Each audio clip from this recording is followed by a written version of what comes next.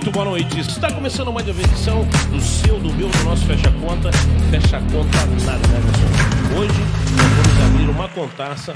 Na verdade, nós vamos abrir as portas dessa associação chamada Maçonaria. E para isso, nós estamos aqui, o candidato a grão-mestre do Grande Oriente de São Paulo, Ruberval Castelo. Vem para cá, meu irmão. Ô, meu grão-mestre. Fica à vontade, sente aqui. Muito obrigado. Obrigado.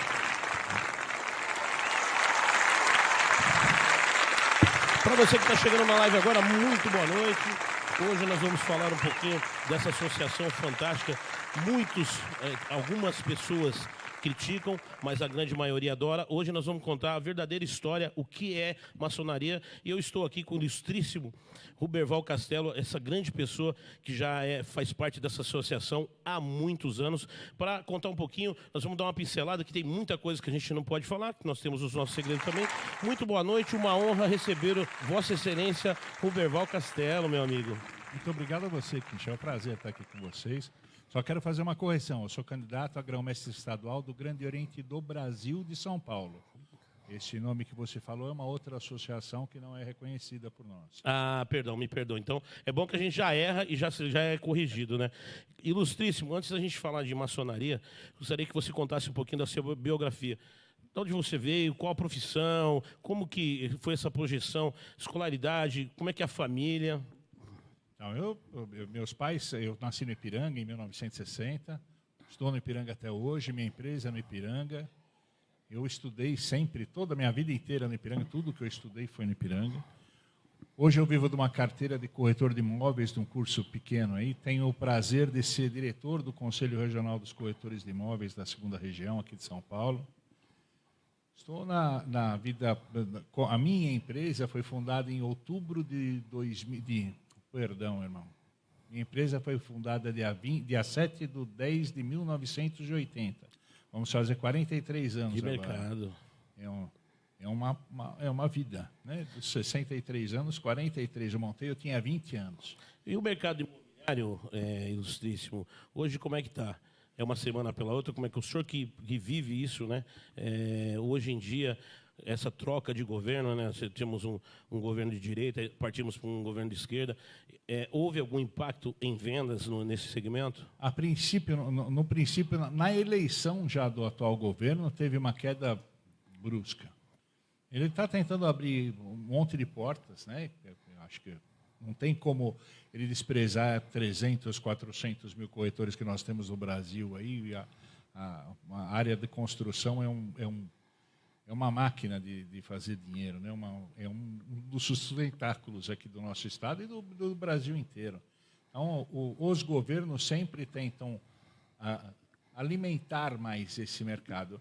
É evidente que, por conta da configuração, de tudo que se ouve, os investidores deram uma recuada um pouquinho, né? Mas eu acredito que em breve volte a andar.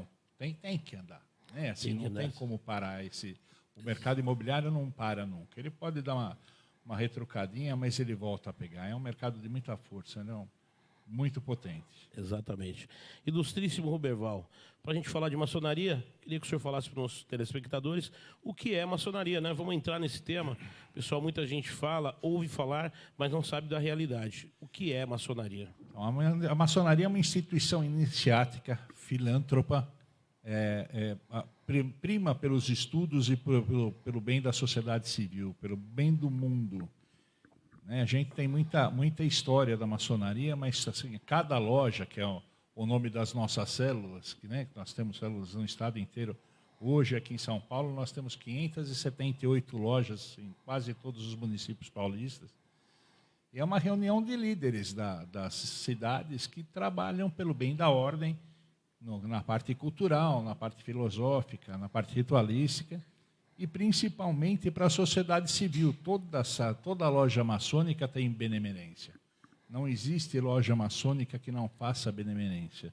Isso não quer dizer que seja só para a sociedade civil. Muitas vezes você faz trabalhos para o pessoal, para os seus irmãos da loja mesmo, mas o foco principal, depois de você alimentar a sua casa, que são os nossos irmãos, né, nossos pares, a gente é avançar para a sociedade civil.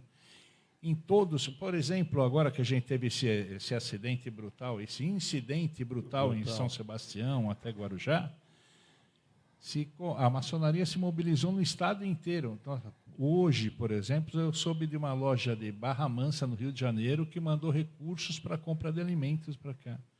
E assim, não tem uma ligação direta. Nós somos todos irmãos, né? Onde a gente se reconhecer ao pé da letra. Ao pé da letra. O homem que não sofre pela tristeza, pela pandemia do outro, pelo defeito, pela doença do outro, ele não pode ser considerado um ser humano natural, não é? Verdade. Ilustríssimo, o que levou o senhor a conhecer a maçonaria? Então, como disse, eu sou da área imobiliária e comecei na área imobiliária com 14 anos, eu era funcionário de uma administradora de imóveis. E essa administradora tinha muitos clientes da ala do Bom Retiro e Brás, né? Muitos judeus. E a gente tem uma colônia forte judaica na maçonaria. E desde criança, 14, 15 anos, de jovem, de adolescente, eu comecei a conhecer as pessoas e curiosidade. E teve um irmão hoje falecido. Aliás, na realidade, eram 3 sócios irmãos que eram falecidos, os Biguetes e o Tobaldini. Ela, quando você cresceu, eu faço questão de te levar para a minha loja. Eu tinha 14, 15 anos. E eu fui entrar para a maçonaria com 40. Entrei na maçonaria em 1981, 41 anos, perdão. Em 1981, não na potência que eles trabalhavam na época, né? Uma potência que é regular até hoje, mas de uma potência que um amigo que morava no mesmo prédio que eu me carregou pela mão, começou a me convencer, me apresentar o que ele fazia dentro do que ele podia falar da loja, né? Foi me apresentando as ações deles, as ações da loja, e eu me interessei.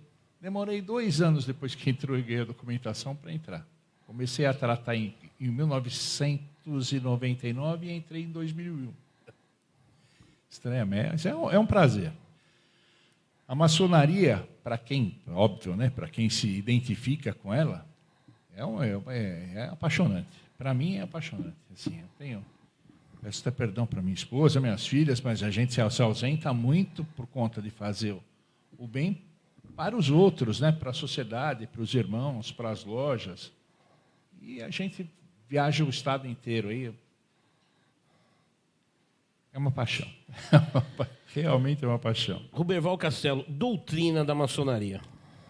Não, o mote da maçonaria é estudo, é cultura, é benemerência.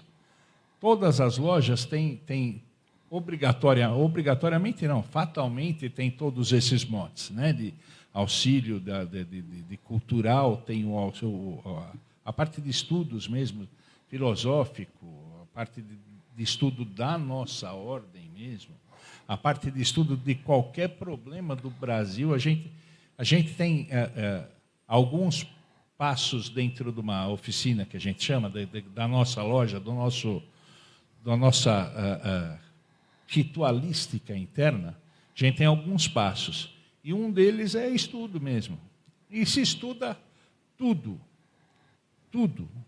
Qualquer coisa que você possa imaginar que um irmão traga o problema não, o assunto, a pauta, esse assunto é desenvolvido e se fazem trabalhos, a gente pede para todo mundo colaborar com trabalhos para deixar um negócio mais lúcido para todo mundo. Não é todo mundo que entende de tudo, né? Acho que ninguém entende de tudo, né? Eu tenho uma cultura, eu vou desenvolver aquilo. O outro irmão vai desenvolvendo. E quando a gente tem um assunto novo, todos trabalham para que isso fique próximo do aceitável para todos. Tenente Coronel Marcelo Henrique, comandante do 33º Batalhão, está aqui. O Tenente Coronel Marcelo Henrique, excelente assunto, instituição forte, com membros, homens que se dedicam a manter a sociedade mais fraterna e mais justa, principalmente aqueles que precisam. Aí, ó, Evaldo Gonçalves, o pessoal está chegando na live, Alan Janete, doutor Alan Janete, Laércio, Salá, meu parceiro, Tenente Munareto, 33º Batalhão em peso, pessoal lá, ó. Lima, boa noite, o Tema, Naldo Matos, aí, o diretor do Departamento de Trânsito de Jandira, todo mundo na nossa live. Quero mandar aí as minhas continências, aquela galerinha lá do 33º Batalhão, desde o Praça até o alto escalão, todas as pessoas de bem, excelente recepção, tivemos uma resenha lá, estiveram aguardando o senhor, mas como o senhor veio de longe, né? Vai um forte abraço aqui do nosso ilustríssimo futuro grão-mestre, eu posso falar assim, futuro grão-mestre da Ordem Oriental. Opa. Grande Oriente do Brasil. Grande Oriente do Brasil. O nosso grandíssimo, excelentíssimo, que está aqui dando uma aula, porque eu falo para você um assunto que eu sempre tive curiosidade em saber, mas nunca... O legal não é você ler em livro, né? Você lê aquela teoria no livro, né? Mas o legal é quem faz a prática, demonstra a prática para você. Muito obrigado, já quero agradecer. O senhor sai de tão longe, vir para cá, nós estamos aí com os assessores, né? Um abraço pessoal da assessoria da maçonaria que está aí também. Vamos falar como que se entra na maçonaria, como é que se projeta lá. Como eu falei no comecinho, a maçonaria é uma ordem iniciática. Um dos pontos básicos da maçonaria é ser uma ordem iniciática, por indicação. Então, um irmão que tenha confiança na pessoa. Você imagina assim, alguém que você deixaria na sua casa, você confiaria cuidando da sua família na sua ausência. Esse é o perfil que a gente tem para indicar um irmão. Isso é o básico, assim, que um irmão indique outro. Evidente que a nossa ordem aqui no Brasil, o Grande Oriente do Brasil, que é a nossa federação, tem 201 anos aqui no Brasil. Fez 200 anos no ano passado. Evidente que você vai perdendo um pouquinho da qualidade, né? Mas as pessoas, para nós, são pedras. A gente tem que poli-las para que a gente tenha uma sociedade melhor, para que a gente tenha um convívio melhor, para que a gente tenha uma sustentação da ordem, uma continuidade da coisa. Então, eu acho, o Berval, isso não é a Associação Grande Oriente. O Berval acha que todos as pessoas sérias, as pessoas de caráter podem ser aprimoradas, né? O que a maçonaria dá é condições da pessoa se aprimorar. A maçonaria não faz nada pela cultura da pessoa, a gente dá elementos para ela, a gente dá conhecimento, mas quem faz o polimento, o aperfeiçoamento da sua pessoa é a própria pessoa. Como é uma escola. Você, na tua escola, a tua professora te ensinava o ABC e você, com o tempo, ia se aprimorando para conhecer a língua portuguesa, para aprender a ler livros, para fazer contas. A gente faz isso, a gente dá a base para que a pessoa se aprimore na vida. Ilustríssimo, se paga alguma coisa ou se recebe algum salário para ser maçom? Não, nosso salário é o reconhecimento dos irmãos. Para a gente ter o Grande Oriente do Brasil de pé, a gente depende de funcionários, de local. Somos isentos de impostos, mas a gente tem funcionário, tem cargos sociais, salários, condução, alimentação. Nós temos uma malha nacional. Então, é evidente que para manter isso, a gente tem que ter recurso e a gente não vende nada. O nosso serviço, o que a gente presta de serviço é para nossos irmãos, de desenvolver esse trabalho cultural, ritualístico, associativo que a gente faz. Então, quando a pessoa entra, paga uma joia para a loja, que é a nossa célula menor, que vai fazer o pagamento das taxas do Grande Oriente do Brasil Federal, que é a nossa sede, e do Grande Oriente Estadual, que é o nosso caso. O valor que eles pagam para a gente, Estado, na iniciação, é zero. Para o Grande Oriente Federal tem uma taxinha, mas a loja é livre para cobrar o que ela quiser, desde que isso conste do regulamento dela, do regimento dela, do regulamento interno dela. Não pode ter, para Pedro é 10, para João é 20. Né? Se é 10 para todo mundo, é uma coisa linear, a gente trata tudo com igualdade. E anualmente se cobra uma taxa. Posso lhe dizer que meio salário mínimo paga todas as taxas por pessoa, paga todas as taxas do ano, tanto o federal como o estadual, menos de meio salário mínimo. Com certeza, 1/3 do salário mínimo paga todas as taxas anuais, tanto do federal como no estadual. O que tem mensal, que é variável, é que nós temos uma colaboração para nós, na falta de um irmão, na passagem de um irmão, a gente faz uma colaboração para a família do irmão, porque a perda sempre é onerosa, o momento é desagradável, né? E pode ser que a família, espero que não, mas pode ser que a família não esteja preparada financeiramente para uma perda. Então, nós temos uma contribuição que a gente dá, e essa todos os irmãos, não é facultativa, é obrigatório, todo mundo que entra do Grande Oriente do Brasil faz isso é estadual, porque cada estado tem o seu valor e a sua taxa. Mas é coisa mínima, é coisa de R$6 por óbito por irmão.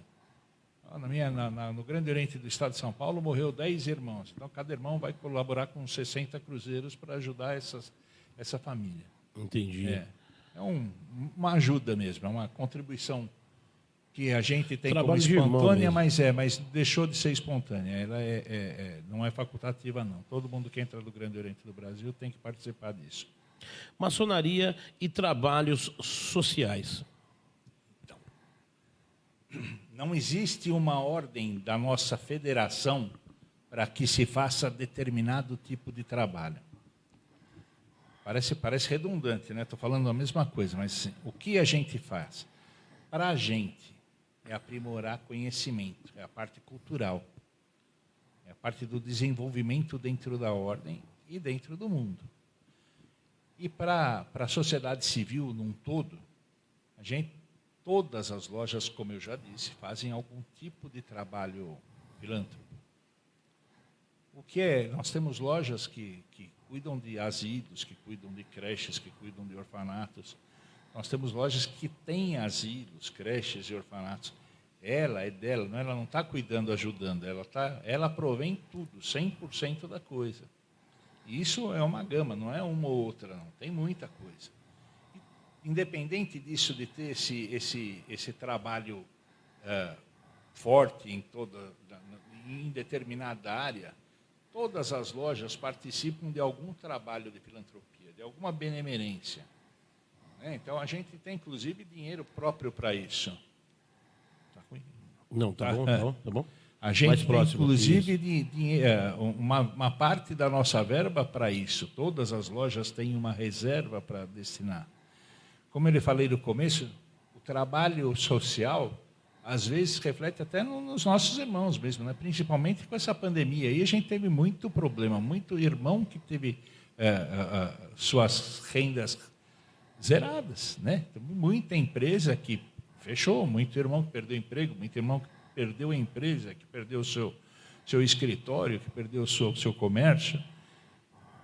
E se ajuda. Não temos condições de manter os irmãos totalmente. Isso não tem a menor condição, mas a gente ajuda bastante. E, estando saneados os problemas dos irmãos da nossa loja, a gente vai para a sociedade civil. Nesse tempo, nesse período pandêmico, mas foi muito trabalho de coleta, captação de documentos. Nós fizemos, quando começou a pandemia do Covid-19, nós fizemos um trabalho junto com a Polícia Militar no estado inteiro, que a gente chama de drive-thru solidário. Drive-thru solidário. Para captação de documentos, de alimentos, material de higiene e saúde. Material de higiene e limpeza, perdão. Foram 105 toneladas nesse primeiro. Agora fizemos um ano passado, no fim do ano passado, só nós, assim, porque não conseguimos o apoio da Polícia Militar. Na época estava até a mudança, não sei lhe dizer o porquê, mas a gente não conseguiu o apoio na brevidade que queríamos. E conseguimos 40 toneladas num fim de semana. Alguém soube disso? Não se noticia coisa boa, né? Eu garanto para você que se uma ação sem querer atropelar alguém, é óbvio, ninguém atropela ninguém por querer, né? Ou se fizer qualquer besteira que tem, isso vai ser manchete direto. Exatamente, né? Exatamente. Perfeita Então, colocação. A ideia, nosso grão-mestre, como eu lhe falei, nosso grão-mestre atual, teve um infarto e ficou 28 dias internado, que deu problema A cirurgia dele está afastado, saiu do hospital segunda-feira. Ele é uma pessoa boa que eu vou trazer aqui para conversar com você, se você me permitir. Lógico, ele é uma honra. Ele é bom de falar, eu sou ruim de falar, ele é muito bom de falar. Mas a ideia dele, que a gente não conseguiu fazer por uma série de problemas internos que tivemos, foi de captar todas essas informações de todas as lojas e fazer. Tem no nosso site um banco de informações mesmo. O que tal loja fez, o que as lojas fizeram, tem um consolidado do que as lojas num todo fizeram a nível de alimento, alimentação, de auxílio médico, tudo que a gente faz para o mundo profano, a gente tem isso para a sociedade conhecer o nosso trabalho. A maçonaria foi extremamente secreta. Hoje ela é modestamente... não é, como que eu falo? Discreta. Mas ela é modestamente discreta mesmo. A internet abriu muita informação de tudo, né? Ela é discreta. Na minha época não se via muito. Eu estava conversando com o senhor nos bastidores, não se ouvia muito falar em maçonaria. Era alguma coisa assim muito longe da gente de conhecimento. E hoje, com os meios de comunicação, a gente tem mais informações. Mas aquilo que eu falei, ler é uma coisa, né? O bom é a gente estar com pessoas que vivenciam a maçonaria. Eu estou há 21 anos Só, né? Grande Só 21 anos. Tem muita gente. A gente tem uma homenagem a quem faz 50 anos de maçonaria, de ordem, sem intervalo, 50 anos consecutivos mesmo. E a gente tem bastante gente com a medalha que nós damos, o nome dela é a medalha de Dom Pedro, né? Por 50 anos de trabalhos pela maçonaria. E tem muita gente. Ontem em Sorocaba eu tive com um irmão de 86 anos. 86. De vida, né? 60 de maçonaria. Então, assim, é bacana, né? É muito tempo. E você vê, apesar da idade, ele vibra ainda, sabe? Você vê que ele está vibrando com aquilo que está fazendo. Muito bacana isso. Eu gosto. Né? No começo a família tem um pouquinho de rejeição, porque você vai se ausentando cada vez mais, né? Da família, é verdade. Você está fazendo lá o ABC, lá que é a entrada da ordem, e depois a gente tem um monte de grau de outras câmeras que a gente chama, que você vai se comprometendo. E é gostoso, gostoso. Antes da gente continuar com esse assunto espetacular, vou pedir para o meu ilustríssimo grão-mestre tomar uma aguinha, que nós vamos falar dos nossos apoiadores. Você que quer ter uma sala comercial no Centro Nervoso de Cotia, Granja Viana. Salas comerciais a partir de R$600. Sabe aonde? Rua Adibelada, 386, Torre The Wave. Hoje nós estamos numa mudança de decretos do ilustríssimo presidente Jair Bolsonaro para o atual, o Luiz Inácio Lula da Silva. Então, temos uma empresa chamada CAC Cotia, em Cotia, há mais de 10 anos, cuida de toda a burocracia da documentação. Você que é Polícia Federal, você que é Exército, você que é atirador, caçador, essa empresa regulariza toda a sua documentação. E agora, né, parece que tem um decreto aí que você tem que estar apresentando suas armas de calibre restrito. Liga lá, 11 9 80 58 1111. Conglomerado Edifício Santa Mônica, fica aqui na João Paulo Obras 330, salas comerciais já do lado da Granja Viana. Perdão. Com aluguéis a partir de R$600. Quer montar seu salão, o seu escritório de advocacia, quer montar a sua sala de psicologia, seu consultório dentário? Nós temos a solução para você. Já entra nas descrições aí, que já está em tudo aí embaixo. E nós temos também aqui a maior balada de São Paulo, que é The Wave Cook Bar, um restaurante fantástico, uma balada fantástica montada para você. Quer fazer seu casamento, sua palestra, aqui. Entra nas descrições, já entra com o número, já liga lá e falou e fecha a conta, já tem um descontaço. Hoje, com o ilustríssimo convidado, Ruberval Castelo, né? Candidato a grão-mestre, vou falar GOB SP, porque eu fico enrolando e daqui a pouco eu vou falar errado, eu não quero. Nós vamos falar dessa projeção. Hoje nós estamos falando bate-papo, abrindo as portas. Não dá para abrir as portas totalmente, porque tem muita coisa que eles têm uma doutrina que a gente não pode estar contando. Mas para a gente ter um conhecimento e principalmente respeito. Ilustríssimo, falando nisso que eu acabei de falar, nós temos ainda restrições por parte de pessoas. Às vezes eu vou até falar de religiões com a maçonaria. Então, Antigamente existiam muitos mitos, muitas lendas, muitas histórias né, contra a maçonaria. Associavam a maçonaria com o satanismo. Né? Então, falam, olha o bode é o diabo. Porque o maçom bebe sangue de criança, mata a criancinha. Isso não existe nada disso. A maçonaria, como eu lhe disse, é uma ordem que a gente cultua Deus. Não importa qual Deus. Para você ser maçom, você tem que acreditar num Deus. Não pode ser ateu e não pode ser devoto do Satã. E são várias religiões. Isso, qualquer religião. A gente tem loja com muçulmano, tem com judeus, os Yiddish, né? Tem católico, espírita de tudo quanto é falange, né?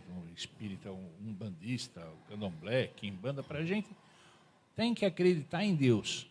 Por isso que a gente não chama de Deus. Para nós, o Deus de cada um é o grande arquiteto do universo, é o criador dos mundos, é o criador do nosso mundo.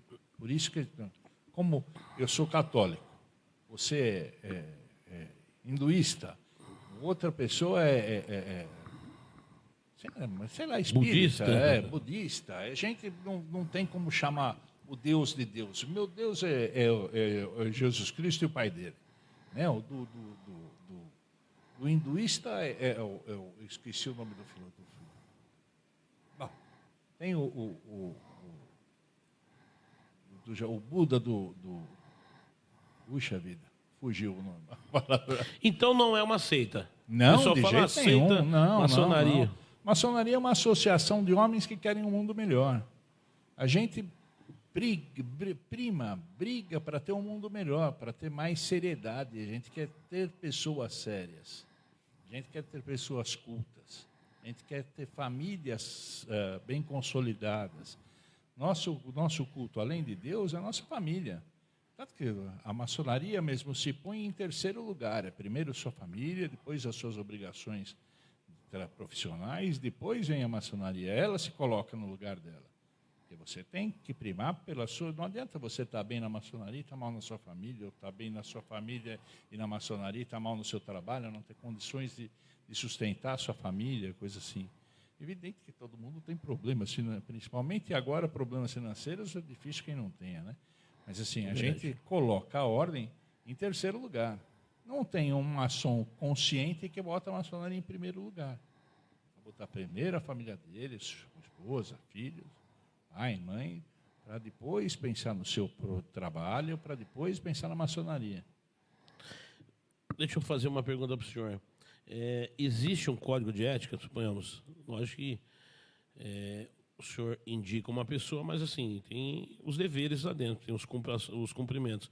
Tem um código de ética dentro da maçonaria? Então, toda associação, qualquer que seja, tem um regimento interno, né? A gente tem as nossas constituições, a nossa legislação. A maçonaria hoje, aqui o Grande Oriente do Brasil, tem um equivalente à justiça, à administração pública profana. Né? Nós temos o nosso presidente, que é o nosso soberano, né? Que também vai ter eleição agora, dia 11 de março, para esse cargo também. Nós desejamos sorte ao nosso candidato único também, Ademir Silva. Eu estou nervoso, que gozado, me deixou nervoso. Toma uma água, ilustríssimo. Ademir Cândido da Silva. Certamente será nosso soberano grão-mestre. Ele é o top. Ele vai ser o nosso presidente. Né? É como se fossem estados. Presidente, Sim, governos. Isso, é isso. Nós temos os governos estaduais e o federal.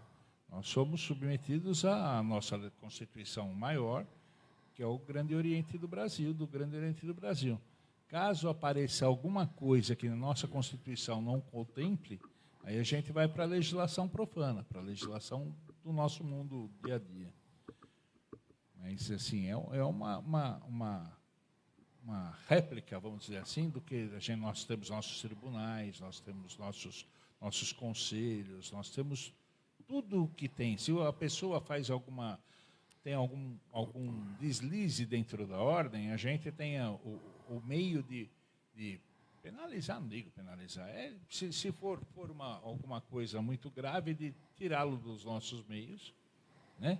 Para que a gente... É a história da maçã podre, né? A gente, se tiver algum irmão que fez alguma coisa perniciosa, alguma coisa de relevância extrema, a gente tira do nosso convívio, porque nossas famílias estão lá, né? Não é só simplesmente uma pessoa que vai na loja. Né? Nossas famílias todas se reúnem em lojas, em eventos maiores. Perguntaram aqui, o Emerson de Oliveira, dizem que existem rituais estranhos. Será que é verdade? Vamos de falar. Então, me entenda a ignorância que eu estou dizendo, a ignorância no assunto. O ignorante no assunto começa a multiplicar as coisas ruins. Né? Porque a gente estava falando de pegar tudo que a gente faz de bom para a sociedade civil ter conhecimento. As coisas ruins são os boatos. Vou lhe dizer que quando eu entrei na maçonaria em 2001, não é nada muito antigo, não. Minha tia falou para minha mãe que eu ia ter que dar 3 tiros numa cruz.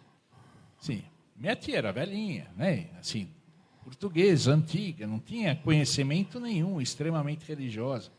Mas aparece um monte de coisa, ó, que você vai ter que dar tiro na cruz, que você vai ter que tomar o sangue do bode, que você vai ter que matar o bode. A gente briga pela vida, né, em todos os sentidos. Não vai matar um animal para... Se você mata para se alimentar, é uma coisa, né? Assim, Deus deu eles para nos sustentar. Mas matar por prazer... É isso? Não existe, isso não existe. Beber sangue não existe. Acho que a gente vai falar disso, dessas maçonarias movidas a dinheiro. Aí a gente conhece, sabe de alguns absurdos, né? A gente ouve, não sabe. A gente escuta alguns absurdos que podem ser mentira também, como falam da gente. Vou falar para o senhor, o que se desenvolve nas reuniões da maçonaria? Quais são as tratativas? Então, assim, primeiro a gente cuida das nossas coisas, né? Da nossa administração, certo? Depois de algum eventual problema maçônico que possa ter. Depois você apresenta o que você quer fazer pela ordem, o que você quer fazer pela sociedade, o que você quer fazer por um irmão ou por uma determinada pessoa. Não tem uma regra. Nós temos um monte de nichos de trabalho, né? Mas assim, não tem nada quadradinho. Não tem nenhum bicho de 7 cabeças lá, disse, ninguém mata criancinha, ninguém come bode, ninguém faz... Nossos trabalhos são para o engrandecimento pessoal. Tanto que a gente tem um pedaço do obrigatório de todas as sessões, que é de um tempo para a gente estudar. Nós temos um período reservado para estudo. Estudos maçônicos, estudos profanos, o que quer que seja. Uma pergunta. Quais são as qualidades, bases para que um indivíduo possa se tornar um maçom? Uma pessoa séria, uma pessoa honesta, que não tenha compromisso com promiscuidade, com a mentira, com o crime, de nenhuma maneira. Uma pessoa de bom caráter, uma pessoa que tenha família. Não, é isso. Nós nos tratamos por homens livres e de bons costumes. Temos que ser assim, livres perante a sociedade. Não podemos ter problemas criminais, não temos problemas de vícios, nós não podemos ter amarras a compromissos estranhos à nossa legislação e nosso conhecimento aqui. E ter bons costumes, não ter... Mais uma pergunta. Por que Gadu? Eu li isso. A gente falou no começo, assim, como tem gente de todas as religiões... Eu não vou falar, olha, o meu Jesus Cristo, o outro fala meu Buda, o outro meu Maomé, ou qualquer coisa parecida. Tem gente que... A gente deu um jeito, foi um jeito de identificar um Deus comum. Olha, a hora que eu estou falando do grande arquiteto do universo, eu estou falando do Criador dos mundos. A minha religião vai me dizer que é Jesus e o Pai. Não é? E assim por diante. O grande arquiteto do universo contempla a fé de todo mundo. É o Deus de cada um. É o seu Deus, o teu Deus interior. A sua crença. A sua crença. Seriedade e conhecimento, ilustríssimo. Então, seriedade é fundamental. Isso não é uma condição vazia. É fundamental. seriedade para todos os aspectos dentro da nossa ordem é fundamental. O conhecimento a gente pode ir adquirindo ao tempo, não é verdade? A gente fala que está estudando, sempre tem estudos. Sempre. Então, o conhecimento é uma massa com fermento, né? Você vai alimentando isso para ter o teu crescimento. Ninguém nasce sabendo nada e ninguém chega pleno lá. Mas a ideia, nós lutamos, nós brigamos pela perfeição. Acho que a perfeição é do divino, né? Isso a gente sabe que não vai alcançar, mas a gente vai caminhando nessa direção para cada dia ser uma pessoa melhor. Existem muitas administrações maçônicas. Qual é reconhecida e qual não é reconhecida? Hoje eu falei nessa palavra, o pessoal dizeres populares, as maçonarias fakes, né? Isso foi eu que inventei aqui, tá? Me perdoe. Não foi não. Isso Não foi não. Desde que teve um esperto que conseguiu ligar a maçonaria a ganhar dinheiro, começou a aparecer. Fábrica de dinheiro agora? Fábrica de dinheiro, assim. A maçonaria, ela saiu, toda a maçonaria regular que tem no nosso país, saiu do Grande Oriente do Brasil, da nossa sede. Foi a primeira maçonaria que veio no Brasil. E nas tratativas de reconhecimento, que a Glesp teve dos Estados Unidos e partilhou com a gente, então, a maçonaria saiu da mesma base, mas tiveram alguns rachas, algumas divergências de pensamento. Isso, em 27 foi criada a Grande Loja do Estado de São Paulo, que é extremamente séria, reconhecida em todos os... Para a gente, a Glesp é uma irmã plena. Em 1972, se eu não me engano, também num racha, numa briga por conta de administração, criou-se o Grande Oriente Paulista, que também é parceiro. Hoje, o que você tem de reconhecido, o que qualquer um que for convidado para a maçonaria tem que procurar, é ele se fechar entre Glesp, que são as grandes lojas do estado de São Paulo, o GOP, que é o Grande Oriente Paulista, e nós, o Grande Oriente do Brasil de São Paulo, no estado de São Paulo, são as únicas 3 reconhecidas. Tudo o que você escutar falar de GLU, falar o nome é ruim, né? Mas tem assim, nós temos registradas 184 associações maçônicas. Então, isso quer dizer que a gente tem 181 que são fakes, que não conseguem reconhecimento. Pode até ser que eles tenham a regularidade, que eles deem os ensinamentos, mas assim, não tem reconhecimento, não pode ir para lugar nenhum, ele vai virar uma ostra, ele vai ter reconhecimento só dele mesmo, só do pessoal dele, do grupo dele. Nós, aqui entre o GOP e a Glesp, nos visitamos, nos reconhecemos, para a gente é uma enorme família. Né? E todo o resto, você vê, tem a pessoa que vende relógio, você entrou na maçonaria, você ganha um relógio. Não vai pagar nada para a maçonaria, mas você vai ter que comprar o relógio, vai ter que comprar 10 convites para o jantar, vai ter que comprar o paramento aqui. O Grande Oriente do Brasil não vende nada. A Glesp não vende nada. O Grande Oriente Paulista não vende nada. O que a gente tem, cobra-se, porque a gente tem que manter os funcionários, os prédios, a gente cobra o custo básico da administração, mas não vendemos nada. O que a gente dá é conhecimento e fraternidade. A gente dá amor e confiança. É o que assim, isso são as reconhecidas. O resto todo, assim, a gente conhece muito pouco, né? A gente sabe o que a gente escuta. Mas é basicamente dinheiro. Usam o mesmo símbolo, tudo? Não, o símbolo... Como distinguir, ilustríssimo, de eu estar numa loja certa e de eu estar numa loja errada? A pessoa que é leiga, né? De repente, ela foi convidada e o cara não conhece, não tem as atribuições, está sendo iniciado agora. Fala, como é que ele vai distinguir dele estar no lugar certo ou não? Então, assim, o que a gente tem hoje de bom, que eu te falei, no estado de São Paulo, é o Grande Oriente do Brasil de São Paulo, o Grande Oriente Paulista e as grandes lojas do estado de São Paulo. A parte do Esquadro e Compasso, a palavra maçonaria, ela é de domínio comum, ela é de domínio público, a gente não pode registrar. se a gente tivesse condições legais de ter alguma atitude contra esse pessoal que... Não sei se eu devo... mas é isso mesmo. Para mim, o cara que vende o que não pode entregar é estelionatário, né? Assim, se as potências reconhecidas tivessem meio de abortar essas associações, essas maçonarias fakes, nós nos juntaríamos para fazer. Mas, infelizmente, não tem.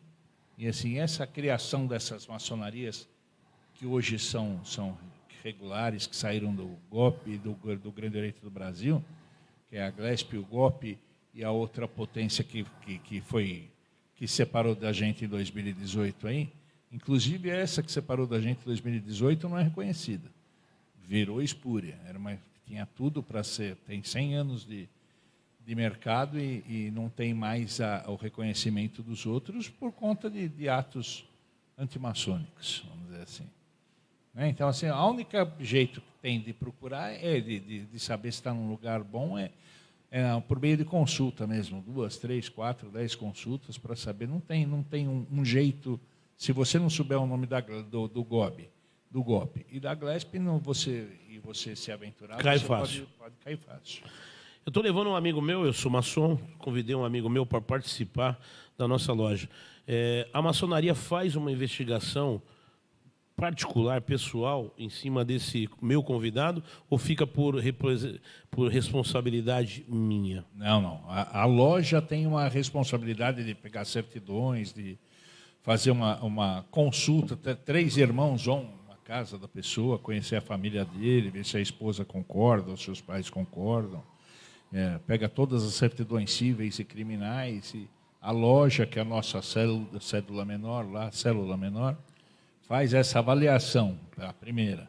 A segunda avaliação, ela manda para a nossa estadual, que é o Grande Oriente de São Paulo, que vai passar um pente fino nisso aí.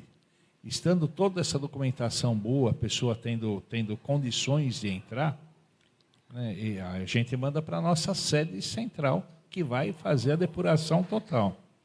Então, assim, a pessoa passa seguramente por três instâncias na loja, e depois mais 2 nas administrações, estadual e federal. Muito bem. Maçonarias, verdade, o que é verdade e o que é mentira. Nosso tema, né? Então, o que é mentira é que, assim, nós não nos aproveitamos de ninguém. Na maçonaria, ninguém vai ficar rico pela maçonaria. A maçonaria, tem muita gente que vai para a maçonaria iludida porque o maçom é rico. O maçom é rico de conhecimento, maçom é rico de cultura, maçom é rico de boa vontade. De amigos. Puxa vida. Tem muita gente que seus irmãos maçônicos são mais irmãos do que os irmãos de sangue. Isso é normal acontecer, né? Porque a família se distancia, né? E esse grupo está sempre junto. Esse grupo de loja está sempre junto.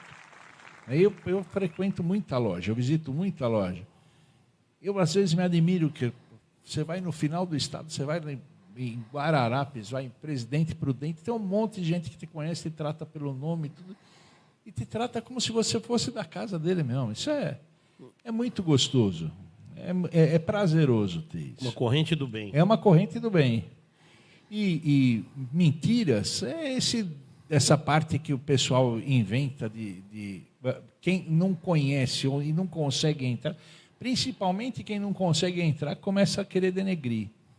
Tem muita gente que não consegue entrar. Eu não fui porque eu não gostei, o pessoal estava tudo bêbado, estava saindo para ir para farra, estava aí a matar um bicho para a gente tomar sangue. Quem não consegue entrar é o mais pernicioso. E as histórias antigas que tem disso, olha, eles têm um monte de história de porquê do bode. Mas nada leva para o diabo, para satanismo. É coisa... tem um cara que fala que na Revolução Francesa, perseguiam os maçons, e os maçons iam para as florestas com seus bodes, porque eles viviam daquilo lá. E como eles não entregavam os bodes, os irmãos, aí falavam que eles eram mudos como bodes. Isso tudo é É historinha que alguém inventou, achou bonitinha, e um falou para o outro e foi se espalhando, se espalhando, espalhando. Não tem nenhum fundo de verdade, nada que informe isso, que tenha nenhum registro disso oficial, ou nem extraoficial, não existe. É lenda, é conversa. Mas para a gente, eles falam que a gente está fã do bafonete, que a gente é devoto do bafonete, do diabo. A gente quer que todo mundo tenha um Deus do bem. Do bem. Né? Um Deus que cuide da gente, cuide da nossa família, das nossas crianças, dos nossos animais, dos nossos filhos, netos. Eu já sou vô, eu quero ver meu neto bem, não vou me meter em coisa do satânica, não tenho nem a menor pretensão nem de conhecer, prefiro nem saber como funciona. É verdade. O que nos faz bem não é bom nem saber. Estamos próximos das eleições. Quando que vai ser as eleições?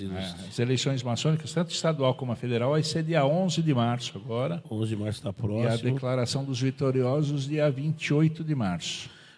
O que no seu coração projetou ao senhor, vou falar nos dizeres nosso popular, a se eleger, a se candidatar governador? Então, eu estou na maçonaria, na macromaçonaria, na administração maçônica, nessa potência que se separou da gente em 2018. Eu entrei lá em 2007, fazendo a parte de relações internas, que é recepcionar lojas, recepcionar irmãos e, eventualmente, se tiver, a parte triste de desligar alguém. Então, essa gestão a gente começou em 2007, tivemos problemas, tivemos fracassos, tivemos êxitos, muitos mais êxitos do que fracassos, graças a Deus. E quando teve essa desinteligência, eu fui tive o prazer de ser um dos que assinaram a fundação do Grande Oriente do Brasil de São Paulo. E como todo lugar, todo case de sucesso, você tem as pessoas boas, você tem as boas intenções e tem as más intenções. E nosso grão-mestre foi extremamente prejudicado no mandato dele, foi muito prejudicado, e o grupo achou que nós devíamos continuar na gestão para fazer, que o nosso Grande Oriente do Brasil de São Paulo não tem 5 anos. O federal tem 201. O nosso São Paulo não tem 5 anos, vai fazer 5 anos em outubro. Então, assim, nós andamos em gelo fino ainda, né? Então, a ideia era ter gente do começo, gente que conhecia toda a administração, porque o nosso cargo de grão-mestre não é ir para a loja, ir para a festa, sair bonitinho. O nosso trabalho é administrativo, é a gestão da coisa. Né? Então, nós quisemos que o nosso grupo continuasse nessa gestão, e por conta de a minha parte, do meu trabalho, ser de visitar bastante loja, de andar muito, apesar do trabalho árduo ser dos outros, a gente que leva a fama, né? Porque a gente que apresenta, que dá a cara, então a gente leva a fama. Então acharam por bem que deveria ser o Ruberval o candidato do nosso grupo. E a gente começou a consultar o povo maçônico, tivemos uma recepção além do que a gente esperava, de verdade. Eu tenho um problema que eu sofro de sincericídio. Isso não é muito bom, né? No trato social, vamos dizer assim. Mas as pessoas gostam que eu escuto, que gostam do meu jeito, porque eu bato, mas eu ajudo a fazer. Ou pelo menos eu tento orientar, né? E bate mais assopra, né? Nos dizeres. Mas assim, porque a gente segue uma legislação. E o ser bonzinho é fazer tudo o que a pessoa quer, e a gente não pode.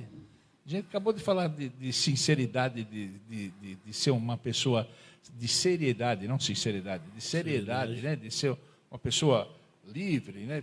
Eu vou fazer coisa errada. Numa coisa que eu estou lá porque eu quero estar lá. Né? A lei profana você é obrigado a seguir. A nossa lei não, você é só obrigado a seguir se você levantar a mão para estar lá. Mas se você não quiser seguir, sai fora, vai para outro lugar. Vai para um clube de serviços, vai, não sei, para qualquer lugar. Você se levantou a mão para entrar na maçonaria, você tem que ser fiel à legislação maçônica. A legislação maçônica não afronta em nada a legislação profana, mas nós temos as nossas obrigações, nós temos o nosso código de éticas, como você falou, nós temos nossas regras. E a partir do momento que você se concordou em ser iniciado, que você se propôs, que você foi iniciado, você tem que ter o conhecimento dessa legislação. Então, eu querendo ser líder de alguma coisa, mesmo enquanto secretário do nosso grão-mestre Gerson Madalena, eu vou fazer alguma coisa errada. Uma que eu estaria traindo a mim mesmo, e outra que eu estaria traindo a confiança dele, né? Porque ele me botou no cargo porque ele confia em mim. E isso, às vezes, não entra muito bem. A gente perde muita gente assim, mas é gente que nem conseguiu entrar. Né? Então, eu tento fazer o certo, não importa. Se eu tiver que falar um não para você, eu falo com a mesma naturalidade que eu falo um sim, porque é meu papel. Verdade. Tem que ser assim. É isso. Acho que se fosse todo mundo assim, eu gosto de ser tratado assim. Né? Pelo menos a pessoa tem certeza que eu nunca vou falar por trás dele, que eu vou falar para ele, na frente dele.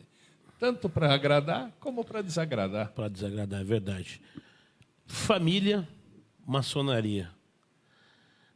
Tem que dedicar muito, porque tem trabalho, tem umas atribuições particulares, que é o seu sustento, o seu trabalho, e aí tem a parte da maçonaria. E a família?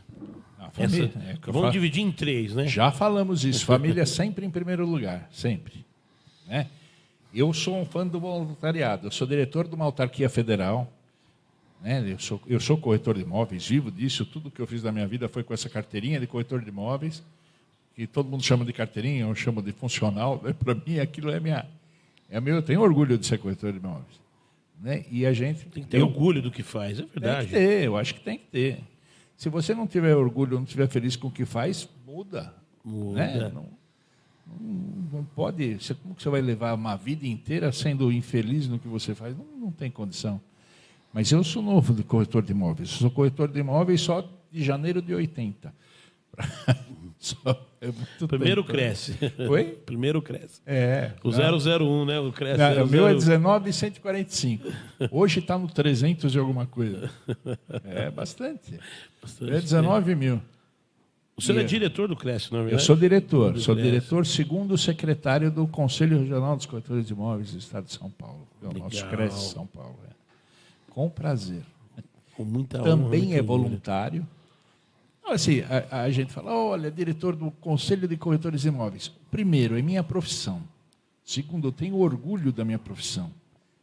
Terceiro, em 300 mil pessoas, ativos tem 220 mil pessoas, quantas pessoas não queriam estar no meu lugar? Não é? Ter o prazer de falar, olha, tem muita gente que está lá porque não conseguiu um emprego, ou que achou que era um negócio fácil. Não é. O corretor de imóveis tem que entender tudo da área imobiliária. Ele tem que ter noção de arquitetura, pedreiro, de encanador, de tudo. Ele tem que ter essa noção. Tem que ser psicólogo, né? Principalmente depois do Código Civil de 2002, se o corretor de imóveis não estiver bem instruído, ele se rebenta na vida, vai muito. Ele pode ser responsável por uma indenização brutal, ele pode se prejudicar muito. Prejudicou uma família, pode ser responsável por tudo. Então, eu sou voluntário do Cresce, sou voluntário do Grande Oriente do Brasil, de São Paulo. Com prazer. Isso me dá prazer, por isso que eu faço. Eu acho que, se perguntar ao pessoal da assessoria aqui, também todos eles têm orgulho de ser maçom. Tem orgulho de falar que é maçom. Porque, na verdade, a gente não fala que é maçom, a gente se faz reconhecer, né? A gente faz para que o mundo nos conheça como maçom. Né? A gente tem que ter orgulho para que quem souber, quando você for visto na rua e a pessoa souber que você é maçom, que ela tenha certeza que ela pode se socorrer de você numa necessidade. Então, isso é uma coisa que todo maçom prima. Todo maçom de coração prima porque isso acontece, por ser reconhecido maçom. Estamos chegando aí ao finalzinho. Antes de eu passar as considerações finais para Vossa Excelência, eu queria agradecer do senhor abrir as portas do conhecimento maçônico para a gente. Eu conheço tão pouco, mas eu sempre tive vontade em aprender, porque nossa vida a gente tem que aprender, a gente tem que estar sempre em constante aprendizado, lendo sempre, mas eu me sinto muito honrado em receber um representante da maçonaria e logo, né, o eleito, já estou até falando, o eleito grão-mestre. Quando que o senhor vai assumir?